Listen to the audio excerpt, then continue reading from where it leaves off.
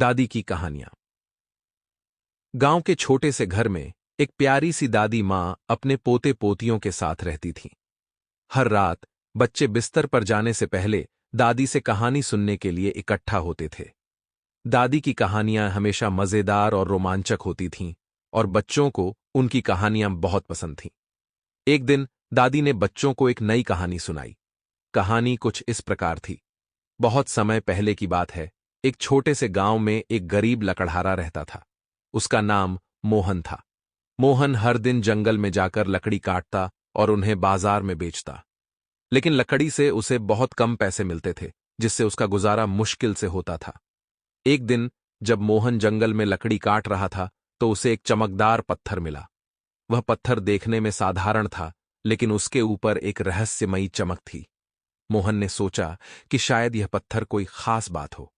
उसने पत्थर को उठाया और ध्यान से देखा।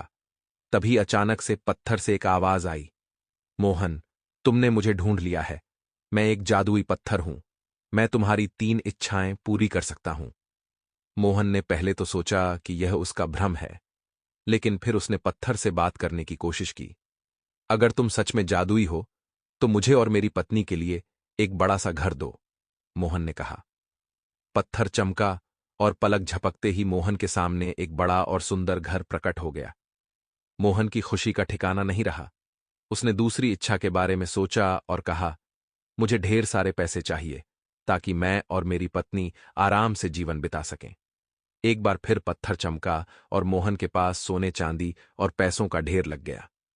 मोहन ने अपनी पत्नी को बुलाया और दोनों बहुत खुश हुए। अब मोहन की जिंदगी बदल चुकी थी, लेकिन अब उसकी तीसरी इच्छा बची थी। मोहन ने सोचा कि तीसरी इच्छा क्या मांगनी चाहिए। तभी उसकी पत्नी ने कहा, हमने घर और पैसे तो पा लिए हैं, लेकिन असली खुशी तो अच्छे स्वास्थ्य में है। तीसरी इच्छा में हम स्वस्थ और खुशहाल जीवन की मांग करें।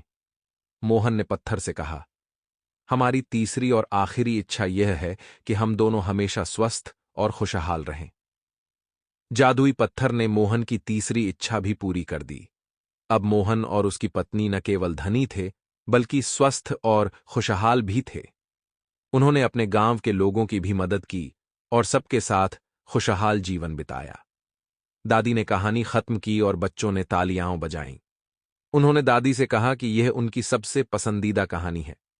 दादी ने मुस्कुराते हुए कहा, बच्चों, इस कहानी से हमें यह सीख मिलती है कि असली खुशी केवल धन दौलत में नहीं, बल्कि अच्छे स्वास्थ्य और दूसरों की मदद करने में है।